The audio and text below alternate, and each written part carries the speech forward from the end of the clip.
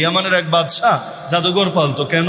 তার জাদুবিদ্যা দেখিয়ে লোককে নিজের দিকে আকৃষ্ট করার জন্য, প্রভু প্রভু ভাব নেওয়ার জন্য। কিন্তু জাদুঘর বড় বুড়া হয়ে গেছে, মরে যাবে যাবে অবস্থা। বাদশারে বলল, বাদশাহ জাহাপনা, আমি তো চলে যাচ্ছি, কিন্তু যোগ্য শিষ্য রেখে যেতে চাচ্ছি, যাতে করে আপনার প্রভুত্বের সিলসিলা অক্ষুণ্ণ থাকে। আমি মরার পরও যাতে করে পরবর্তী প্রজন্ম আপনাকে সাপোর্ট দিতে পারে। এখন বাদশাহ বলল, হ্যাঁ পরামর্শ তো ভালো, কি করা যায়? বলল, প্রচণ্ড মেধাবী, তুখোর মেধাবী কোনো একটা ছেলেকে আমার কাছে আপনি দেন, নিউট্রাল পজিশনে থাকলেও সমস্যা নেই, আমি নিজের হাতে করে তারে গড়ে তুলবো, আমি তাকে যুগের শ্রেষ্ঠ জাদুঘর বানিয়ে দেব।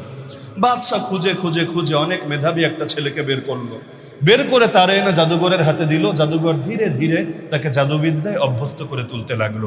এখন একদিন যায়, দুদিন যায়, সেও জাদুবিদ্যা শিখতে থাকে। কিন্তু সেই ছেলের বাসা আর জাদুঘরের বাসা দুটোর মাঝপথে আসার